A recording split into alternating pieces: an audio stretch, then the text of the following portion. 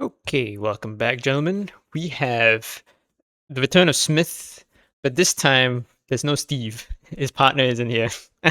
Instead, we have Mr. Mr. G. We'll call him Mr. G. Why not? Top five player. I believe he's pretty active in the Discord. I actually try my best to like steer clear from the main Discord, just because that um there's usually too much drama that goes on, despite the fact that this game, and I've mentioned it many times, is just literally MS Paint, the strategy game. So it's ideal for artists. You will somehow, just by nature, Discord community servers will always turn down to the lowest common denominator. I'm not gonna say any names. I'm not gonna put any details, but it happens in almost every Discord community of every game that I've ever been interested in. So I only go onto the Discord to just look at any of the things that are being developed within the game, and also see, the meta, how that's being developed. Nowadays, if I wanted to like ask anything on that front, I just go and ask Girth because he knows. He's been gaming all right. He's been gaming War of Dots. But anyways, let's go back to this year replay. We have Smith against Mr. G. It's actually Schnitzy who mentioned it to me because I usually I don't watch the replay before I cast it, so that way, if anything very interesting happens, you get the genuine reaction from me. Um, but I do like to know like the time limit at least. That's the one thing that I would like to know. Just because if it's 2 hours long, I don't want to sit here going at it at like two times speed and still ends up being a 1 hour video. But it was Schnitzy who mentioned it to me when he was sending me more replays, that you can look at the file sizes and that gives you an estimate of like how long the game takes. So I'm just going to increase the speed on this one to times 3, I believe. Yeah, that ought to be all right. So Smith has gone Navy. We've got an amphibious takeover of the island in the north here. And now this is interesting. Okay, we gotta slow it down times two. This is interesting. He's like made a naval corridor. So he's managed to actually put a unit onto Mr. G's side here. And he's not out of supply. Now we have a counter naval invasion here. This is peak right here. All right, this is what I live for. So we have a counter naval invasion. We had some feints here with the boats that G had turned over here. Okay, he's turned another navy unit on the left flank. So he tried go for an encirclement, or at least cutting off the supplies, I should say. Because if he had managed to deploy his units along this coastline here, he would have easily have been able to cut off the supply, the power projection that Smith had on this island here. But now, oh, this is huge. This is an actual proper naval battle. This is even more intense than what was it? Who did I cast? The game, funnily enough, was the 2 hour long game that I casted that lasted 30 minutes on YouTube. Damn, who was it against? It was Schnitzy. It was involved. Um, Billy Boy Nelson. That's my guy. Yeah, yeah. No, we didn't have a big engagement like that. Engagement's over. It's no different than how the dots fight on land.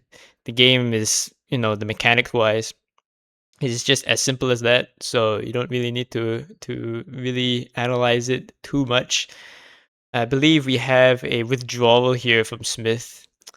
So as I said in my previous video where we had big naval engagement, usually, right, I'd say about 9 times out of 10, the Navy stuff, any kind of naval operation, it usually doesn't have any impact whatsoever on the game. Um, the cases where it does happen, it's when usually if you're looking at the high level players, which this game here, because Mr. G here is top 5 as indicative by his title.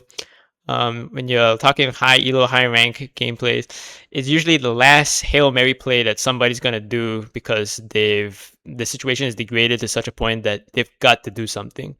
Which, if you want to win, you got to take the chances at that point. That's when the 1 out of 10, usually for high level gameplay, when Navy stuff, you see some big actions going on. But I don't think I've actually properly showcased such a game that's taken place like that. So we have there what I was talking about earlier. It didn't work out the way that I was describing, where G would have gone for trying to cut off the supply on the shoreline on Smith's side. Instead, he managed to get a successful landing on the island itself on the northeast side, and that was more than enough power projection for that unit there to cut off the supply for the units that was there.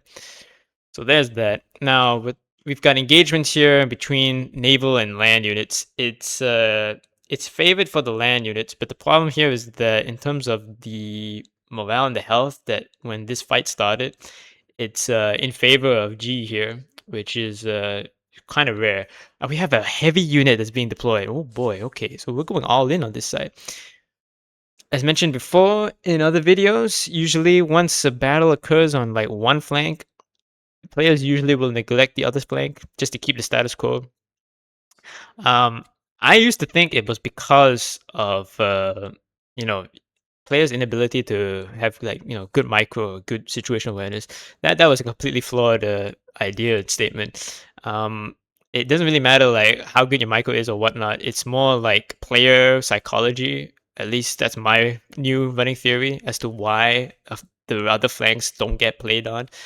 Is that if we already have an engagement that's already going on here and both players are now committing forces to that, we might as well get this one over with and then see who wins, who comes out decisive, and then let that decide the rest of the game. In the previous video, I mentioned when Steel was playing, because of his abilities that I know quite well, it was in his best interest not to start fights across the entire map, just because chances are it would end up being him that would be blundering because of the inability to micro across the whole thing. And in War of Dots, unlike in more traditional RTS games, you're not punished for not paying attention to the other flanks. That's what I've seen across all the ELO ratings, whether it's high or low. It's just the way that this game, how the mechanics are, is how it's played. So yeah. So we have okay. G has managed to deploy the armor unit. He's still got supply. He's looking good on that side. That's one of the reasons why amphibious assaults usually don't get played that often, is because by the time you, well, depending on the map, of course, by the time you send the unit across to the other side and then you deploy it, you usually find that the enemy cities are much closer to you than your own. Hence, the moment you hit the landing zone, you're out of supply. It's a map dependent kind of thing, of course, but usually once you see plays like that, especially on the lower elo end, when people don't quite understand the power projection mechanic, that's when everyone gets slaughtered and you basically lose the game because you lose a lot of units in the process. So we have a retreat going on here. It's in Smith's best interest to push. Just keep on pushing and try not to allow them to switch, because once they are on the water, they get this debuff, they actually take damage over time. And if you interrupt them from switching into a boat by attacking them, you can keep them pinned basically. So right there, it just comes down to micro here. It might have not have been. I think you might have been able to pull it off, Smith. I think there was enough space here. It came down to very very minute micro movements to try and prevent this armor unit from switching to a boat. But yeah, it is what it is. You successfully repelled it. Um, I actually, yeah, you are up in troops by 20,000. You have actually, yeah, in terms of casualties, the kill ratio has gone in your favor. That was okay operation. You instigated the attack by launching an amphibious takeover of the island. You then put a guy onto G's peninsula, and then that instigated a counterattack, which G decided to go all in for a moment there, and you got good trades. And yeah, you're back to where you started. You gotta go for it against me. All right, yeah, hell yeah, let's go. Okay, count the moves here. Yes, okay, yeah, nice deployment. Now you gotta be careful here again. If he gets a unit to land and switch over, he very easily cut you off. Okay, yeah, yeah. Oh, you switch back over. Uh, risky plays, man. Risky plays. Ah, okay, yeah, nice, nice. You're going to defend that area. Yeah, okay, very nice. Not bad, not bad. Yeah, what would make this better is if this entire like side of the Navy gameplay actually did help out somehow in the game in the long term. Then I'd be super excited. But as I said before, this is just skirmishing, and it's not like completely useless because, as I said in the previous game where we had big naval gameplay, this is a perfect opportunity for both players to try and like feel each other out. Because War of Dots games, they could go 10 minutes, they could go 3 hours. You never know.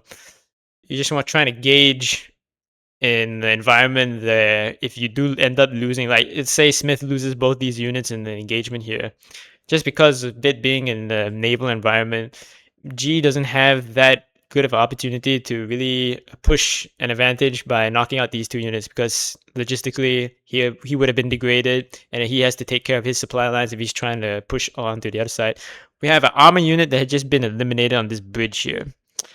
I would have pulled him back and just held the line because you are outnumbered and you don't have enough power and force concentration on the naval side here to really like do a pincer move, which I think is what you're trying to do. Could be wrong there. If you're committing this much pressure on this side, or maybe you're not paying attention.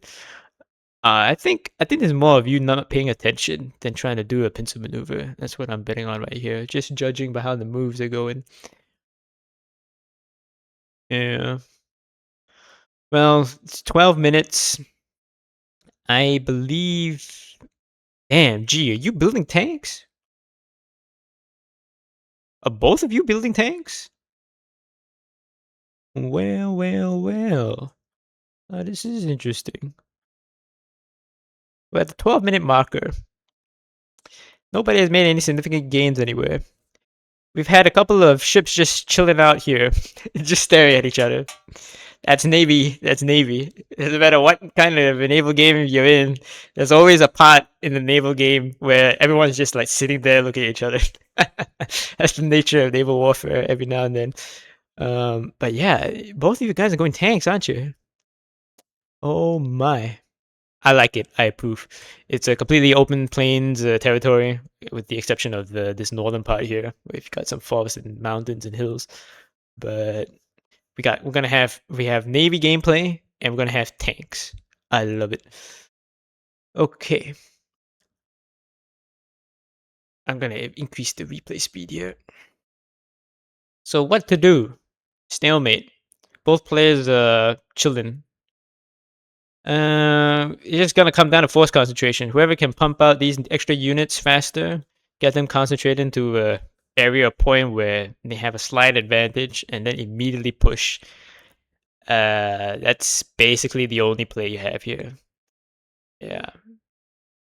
If you're paying attention to the Navy units here, you can see what I was talking about. The health is degrading over time. That's the nature of the naval units. But from what I've been told, units that turn to boats don't cost any upkeep. So that's another thing you might want to, keep. Okay, amphibious assault. Right, good, good. Keep the armor unit pinned down, prevent him from changing. Very nice. Ah, okay. Missed opportunity there. Ooh, okay. Encirclement. You gotta break it. Good break. Very nice. Yeah. I pull these guys back now, but of course you can't pull them back right now because that would, yeah, they don't really have much to go. Yeah, I turn them into navy units and then just pin his naval units on the shoreline there, and then you get some easy kills, get some picks. Okay, we have a crossing in the center. Dangerous because this is a fresh unit over here. Is this fresh unit or is it a unit of cycle? I wasn't paying too much attention on that side. We have a flank on the north side now, and we have an encirclement. Ooh, gee. He wasn't paying attention. He was not paying attention. Oh, okay. He's broken the encirclement, but the attrition on that side, no, it a little bit too late. If he had been able to do it within like 10-15 seconds, that would have been fine, but it went on for a little bit longer than that. And yeah, okay. Armor units are depleting now, getting wiped out. Got the maneuvers of the reserves moving in now. Oh, that was not bad. In terms of casualties, 20,000 in favor of Smith. In terms of troops, Smith is up by 10,000. So it wasn't anything too decisive. And now we have, yeah. Okay, you need to chill out, Smith. You chill out. Yeah. Don't be too aggressive now, because he's committing his reserves. You've got everyone depleted here. Let him come on in. Let him come on in. Yep, rotate your own reserves. Try not to lose any dots in the process. Yes, nice. Good flank around the north side. It's a little bit too early. It was a little bit too early to do this. Yeah, you need to wait for him to overextend, and then try go for the bridge. Yeah, okay. Got the tanks now rolling in. Yeah, there's even though G has gained a lot of ground here, you're up in terms of forces, numerically speaking, and he's not actually threatening anything important. He's not threatening a city immediately. You've got it all well covered, and he's basically overextended himself across this single bridge. So you're in a good position. Ooh, Miss Micro, get him out of there. Get him out of there. Save the dot. There you go. Yeah, now's the time to go in. Yeah, you don't have enough space to sneak around here, but you want to cut this bridge off. Yeah, go around the north side. Let me get rid of the timer here. Nope, that's the wrong one. Oop. There we go. Yeah, you need a couple more lights to get this encirclement thing going on here. Okay, we have a push in the center now. I just caught that just in time. I'd be careful with this, because you have 0 reserves. And the defender always has an advantage. You're kind of equal in terms of forces here. Actually, I think G has 1 extra armor unit. Yeah, you're pushing into the center where you've got the mismatch of armor against lights, and it doesn't look like G is paying too much attention to that. Interesting. Okay, you're rotating the armor around the mountains. Yes, you're going for the northern flank again. Very nice. You gotta watch out for his 2 units that he's kept out here in the flank. Yep. Fog of War. Yikes. Pinned. This guy's not getting out. This guy, okay, he's pinned now. He's not getting out either. You're going across the waterway again. Opportunity. You do have opportunity. You gotta go fast though. It's only armor. You got the light. Go. Move. Yes. Okay, you gotta keep your armor on the plains tiles here, and damn, the full collapse on the front line basically meant that you did reconnect. Okay, not bad. Yes, the opportunity right here. He's committed his tanks into the forest. Just keep them pinned around there, and you're fine. Oh, don't put your guys in the forest. Oh boy. Okay, swing around on this north side here. You've got a breakthrough in the center on the other side. Okay, G has woken up to the situation in the south. Ooh, yeah, overextension. Oh, overextension. Remember, you're going through towards his city, so he has the advantage of power projection. Very easy to overextend, and you've got encirclement in the north here. Oh boy.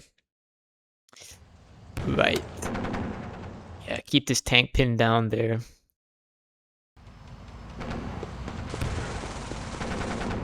How do you get yourself out of this? The problem is that you're spread out too thin. I wouldn't have initiated the fight in the south here the way that you did. What I would have done is that I would have pulled 1 or 2 dots away from there and then funneled that into your operation, because you were doing really well. Like up here, you did it 3 times and you're getting good success. You just didn't have enough dots to fully pull off all the encirclements that you wanted to do. It was just a couple dots. Yeah, few dots short. This is not looking good now. He's got your city under siege. I'm losing a lot of frames. I'm not entirely sure why. Yeah.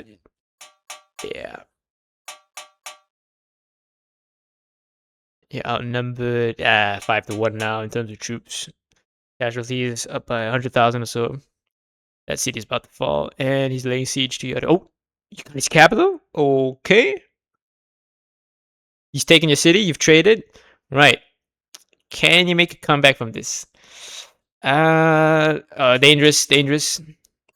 Leaving the cities open there. He's got a second city. I don't think so. No, it was a little bit too little, too late.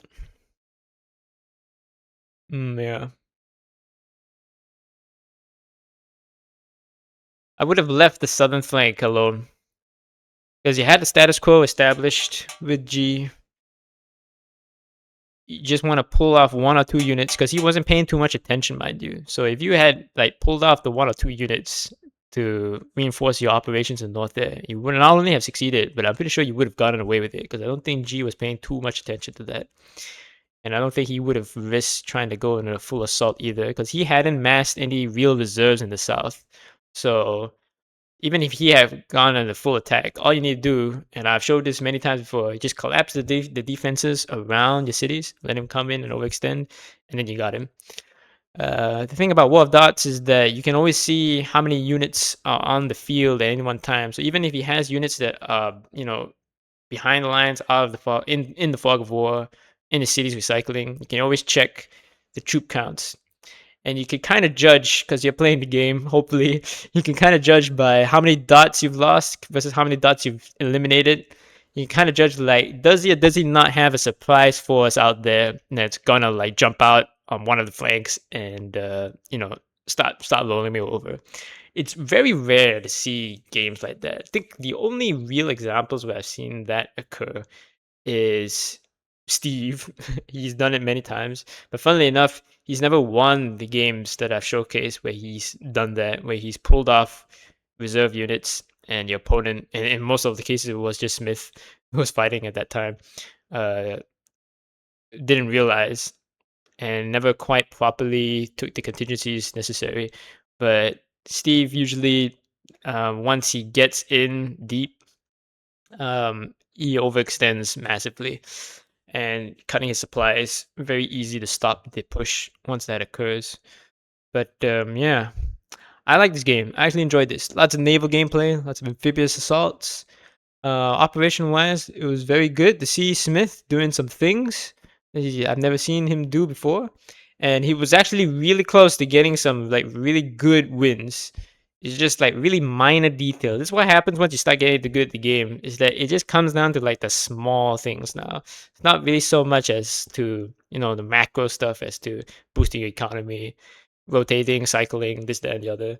Now just coming down to an extra dot here, extra dot there, and yeah, opponent not paying attention later on in the middle of the game onto the other side of the flank. Yep, it is what it is.